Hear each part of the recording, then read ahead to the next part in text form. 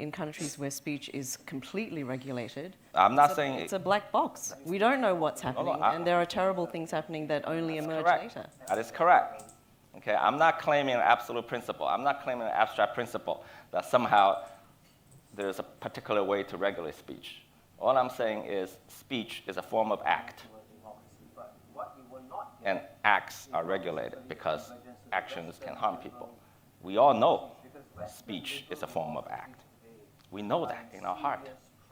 We know that if you grew up in an abusive family, your parents abuse you, they don't have to hit you. Okay, but that affects your life forever. You need psychiatrists forever.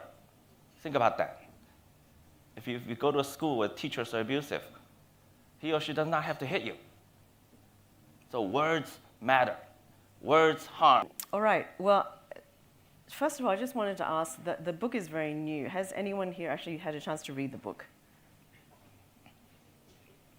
Okay, Kinming, only one. So our audience hasn't read the book.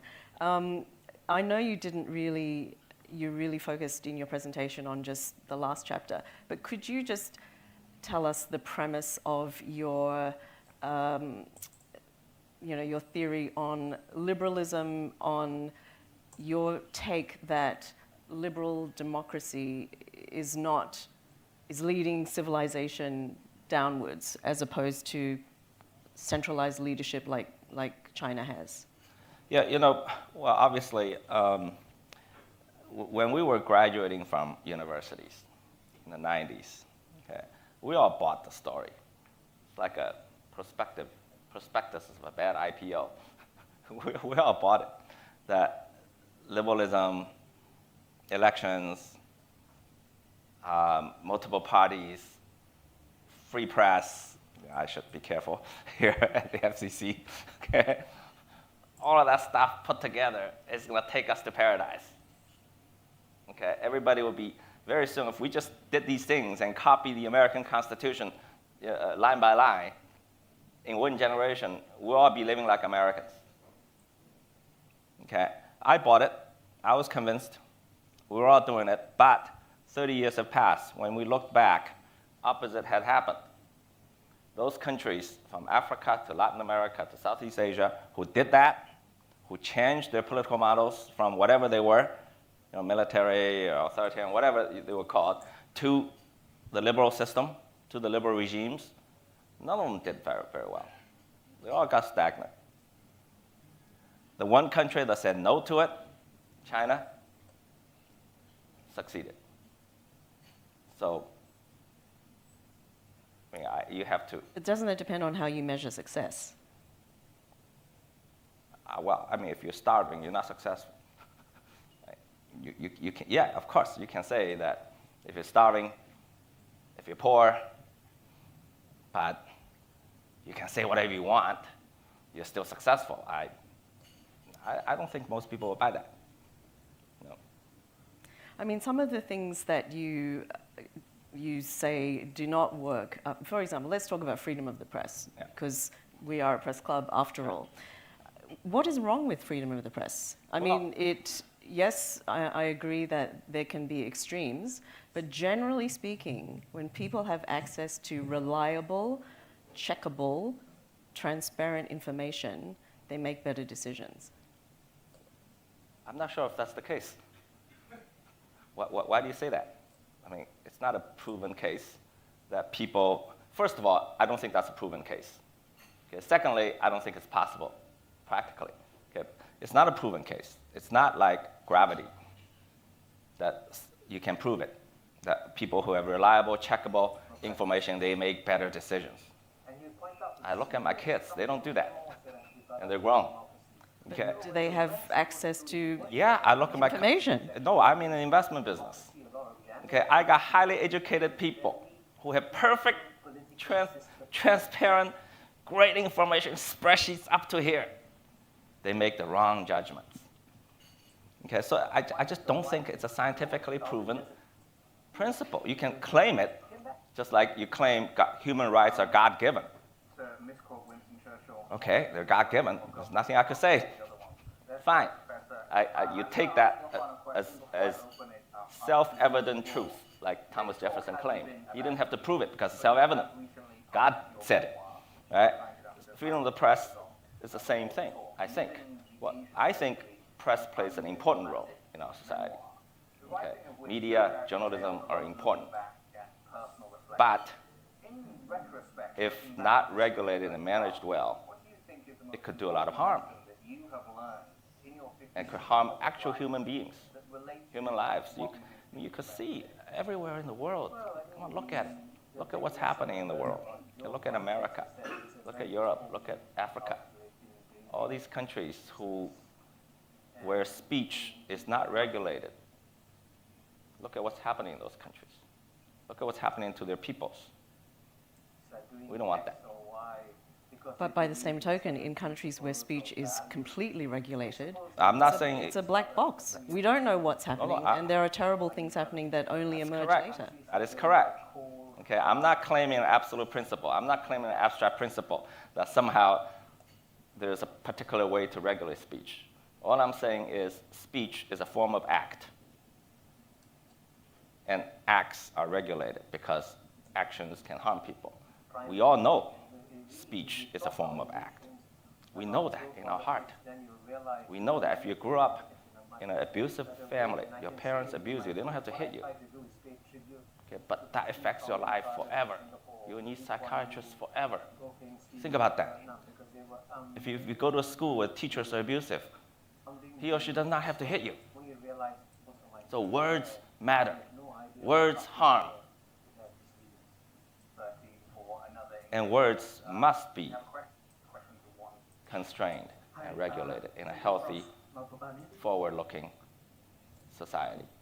How it's done, we don't have time to discuss that, okay? Well, in your book, you seem to believe that the Chinese Communist Party is the gatekeeper of what should be said, what should be believed, what gives them... At the moment, like I said, I spent half a chapter on internet, okay? So all of the stuff 20 years ago, Western journalists are talking about how China was regulating the internet, it's going to kill the internet, it was kill a vibrant society, never panned out. And if you look at unfettered internet speech, social media speech, you just have to look at America. Look at what's happening there. Okay. Total polarization of society, total hostilities. There's no regard for facts. Zero. Okay. Talk about the abundance of information. The totally unchecked, unfettered flow of information and speech. No country does better than America. Okay. But do people make better decisions? Do they respect facts better, more? I don't think so. I don't think so. We're not going there. We keep what we got. It's not perfect. I realize that. I live in Shanghai. I complain about it just like the next guy. Okay? Nobody doesn't complain about it. But Eric, there are times when facts need to be out there and they are important. Like in your book, you refer twice to COVID death numbers. Yeah. And you sort of give an indication that the high rates of COVID deaths in Western countries are a measure of the failure of liberal democracy. But the fact is, we don't know in China how many people died. I mean, we will never know that. We will never know that because the Chinese government changed the definition of a COVID death. They didn't report people who didn't die in hospitals, and that kind of data is important for future planning of pandemics, for example. That kind of data is expected from countries who want to be partners in the world. Let's just say, you have a point that we have incomplete information. But let's just say we do have complete information that too many people died in liberal democracies. That we do know. Too many, way too many. We don't know. It has nothing to do with them being a liberal democracy. No, I'm not saying that it has just anything has to do with the fact that we know the numbers. I'm not drawing a causality here. I'm just stating a fact. It's for the rest of you to decide. whether politics played a role in your country's deaths. If you can go to bed and say, hey, politics has nothing to do with it, our political institutions are perfect, all these Americans died because, for some other reasons, because they're stupid or whatever, then it's okay. You can believe that. Okay? You just draw your own conclusion. I'm stating a fact. I'm not imposing a causal relationship on you. Okay, I'm looking at these numbers under those liberal democracies during COVID, how many people died and suffered tremendously. I'm not saying the US Constitution led to that. I'm not saying the US president led to that, who was elected in the American system. I'm not saying the Congress led to that. I'm not saying any of that. Okay, you guys decide whether politics was responsible for it. Okay, I'm going to open it up to the audience because I'm sure you all have a lot of questions. Just raise your hand and we'll get you a microphone. This gentleman here.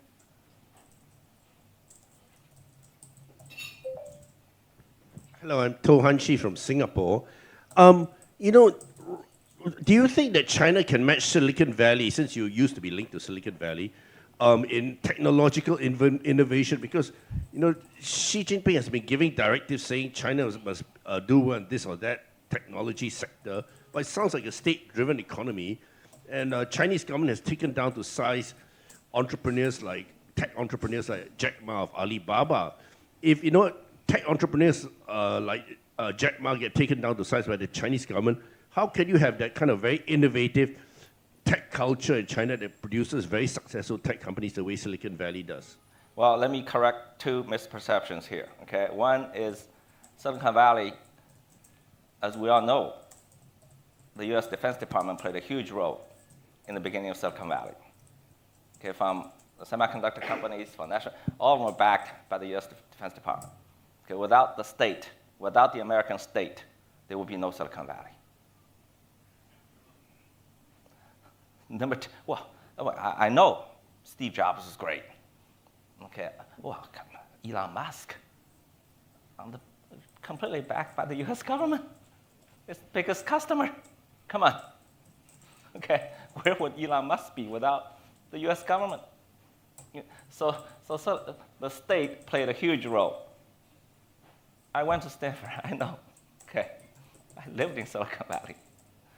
I'm not saying the entrepreneurs didn't do anything. The entrepreneurs played a huge role, but the state played a big role too. Okay, let's not discount that, number one. Okay. Number two, in fact, the last 20 years, we've seen this huge big techs, Chinese big techs. We've got these big companies, like behemoths. But the level of technology innovation was actually pretty low. Most of them were business model innovations. Okay, they changed the way things are done. The QR code, okay, which is ubiquitous, right? That was invented in the 80s or 90s, long time, nothing new. They took an old technology and used it to change the way people live, which is marvelous, ingenious, but it's not technology innovation. Well, what China needs is true technology innovation. We even lag behind semiconductors, come on. So there's a long way to go. And I think that the current direction is correct, but it needs both the state and market forces. It cannot just be relied on market. You cannot just rely on market forces. Questions? Yes. I heard you talking about the ideal of a system of a political meritocracy before, but I think the last time, much of these talks were 10 years ago, so I was wondering what do you think nowadays, in the West, I think many perceive the increased centralization and the reduction of checks and balances, and the party is ultimately behind the law. Where are the checks and balances there that we may not see? And do you think if there are no checks and balances, how can that be squared with a system of political meritocracy going forward? Meritocracy and the ideas of meritocracy and checks and balances are two different things. Meritocracy simply means that capable people become leaders instead of the two we're looking at in America. Okay, the 80-year-olds. Yeah. So that's a simple idea. Do capable people become leaders? That's what meritocracy means. Checks and balance, that's a totally different idea. Checks and balance, I think, is what's ailing America and Europe and liberal democracies. Francis Fukuyama calls it vetocracy. Checks and balances are captured by special interests, and they capture the state. And vetocracy means that every interest group is strong enough to veto any political initiatives that are against their interests. But nobody could initiate and do something positive. And you get stuck. That's what checks and balances carried to the extreme do to your countries. We run that risk too. Our system runs that risk too. So we swing between more centralized power and more distributed power. In the history of the People's Republic, we swing between these two. But luckily, hopefully, gradually, not too drastic, like we had disasters like Cultural Revolution, but we survived that. So now we're in a period where I personally think stronger leadership is called for to engineer the economic transition, because there are a lot of vested in real estate. How do you burst the real estate problem? We've known the problem for many, many years, but there are too many special interests. Corruption. Too many checks and balances lead to more corruption, potentially, because nobody could, right?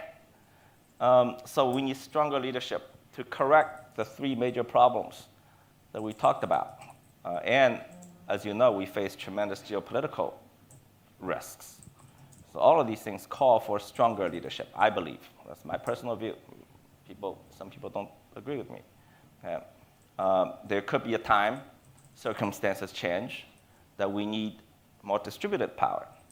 That's possible too, but it's not now. Over here.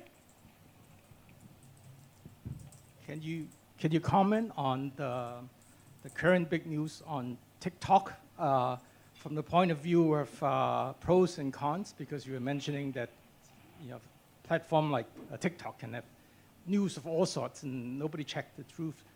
Regulating TikTok, would that help? What's the pros and cons in regulating TikTok or banning it altogether in the US?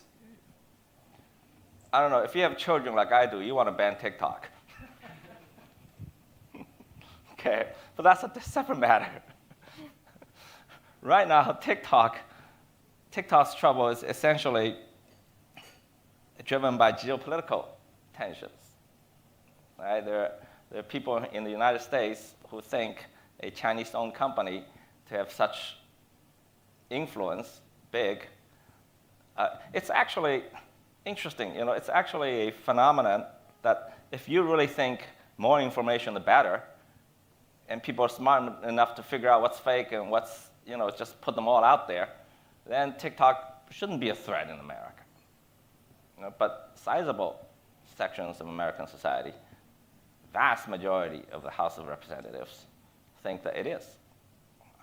So I think it's America's decision to make. But the Chinese government have a say in it, I think. I read in the papers, I didn't follow the case, but.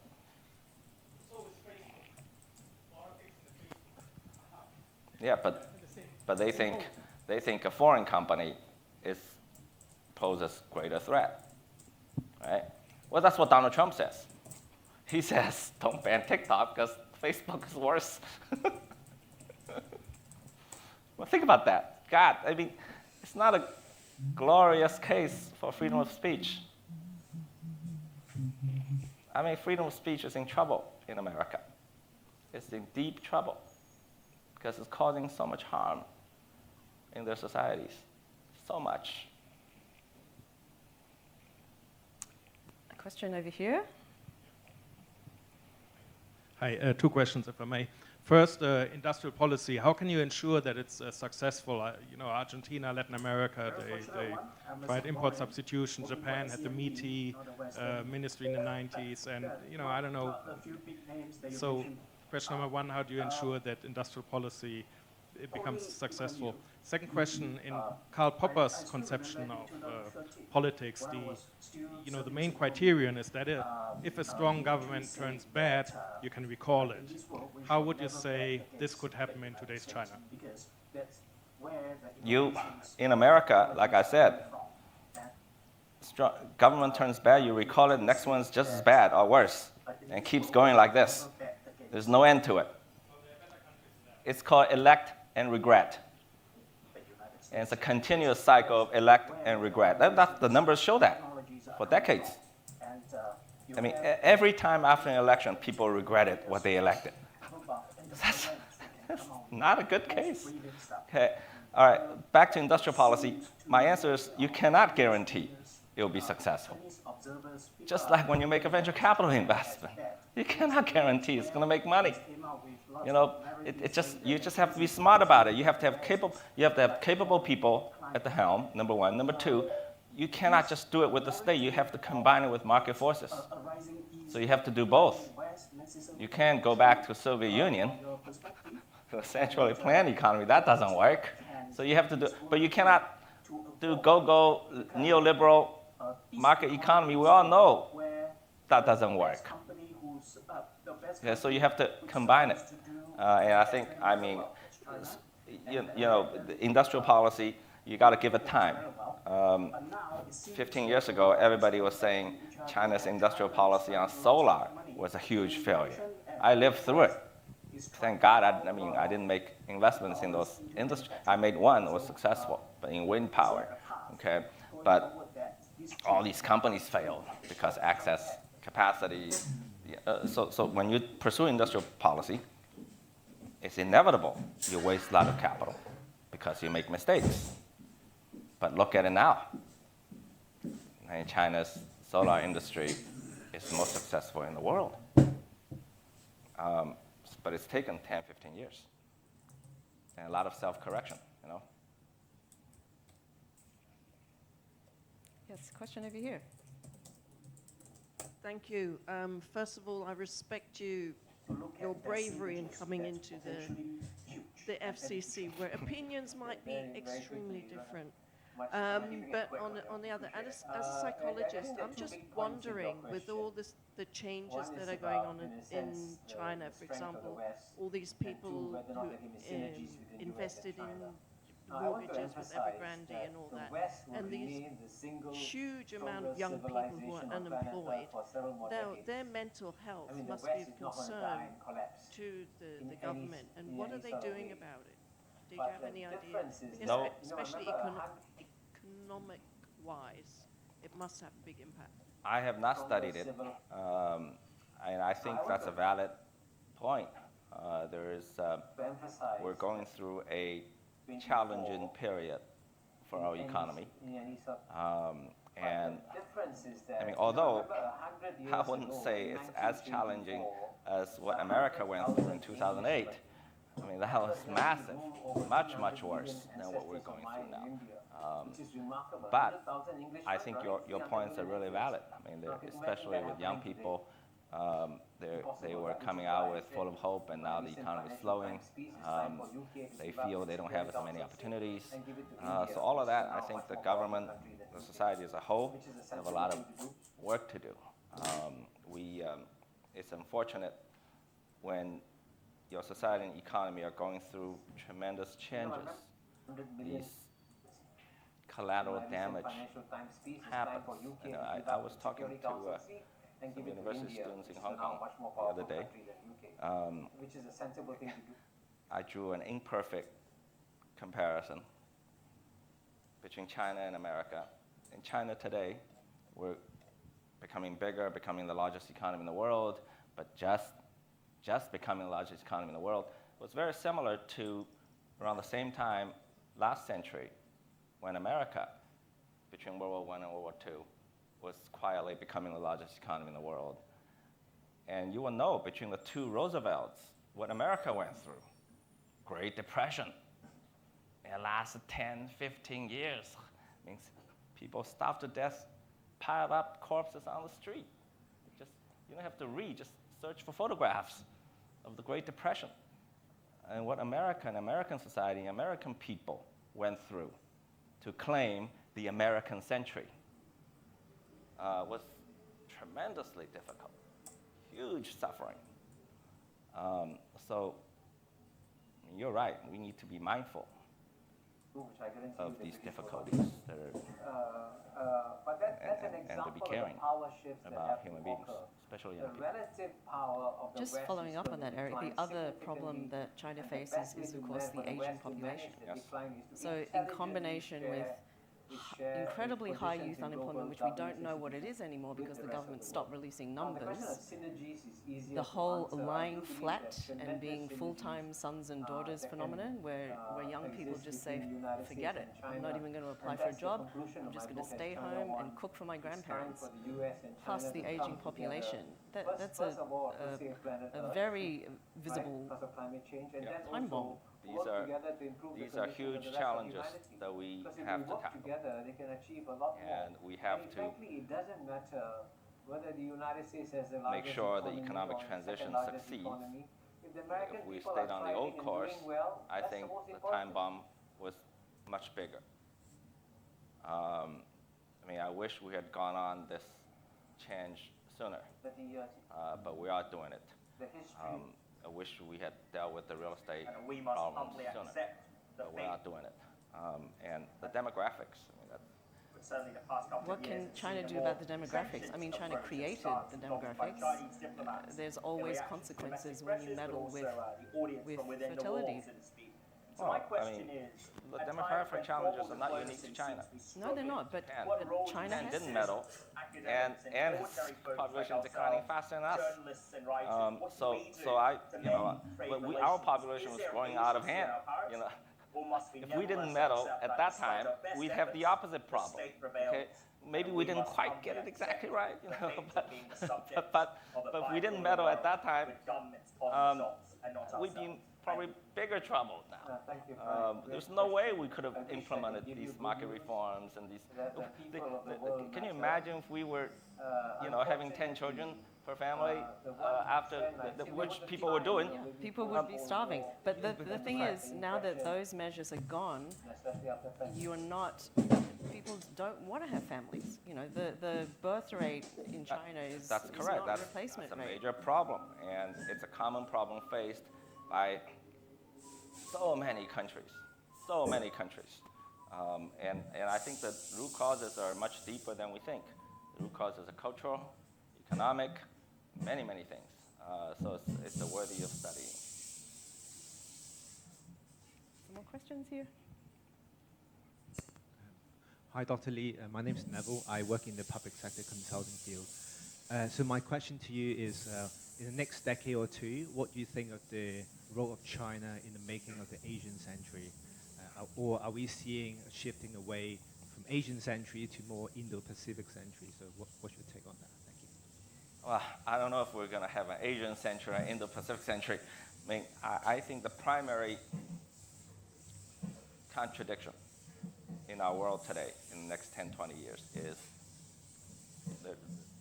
is that there are people and countries who want to maintain a unipolar world, and there are peoples and countries who want to nourish and grow a multipolar world.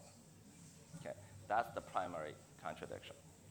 And the unipolar world is a world that's essentially post-Cold War, in that short period after Cold War, and maybe 5-10 years ago, I don't know when. Historians will have a better say on that. It lasted maybe a generation.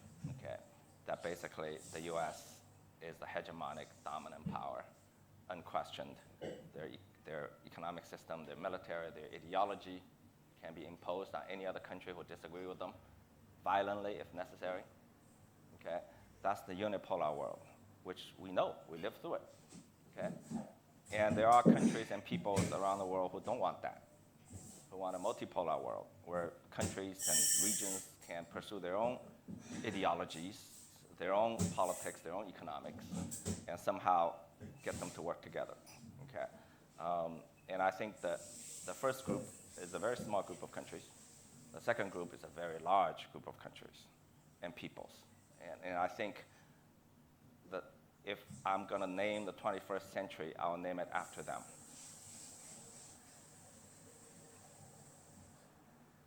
Okay, I'm 21st century belongs to them.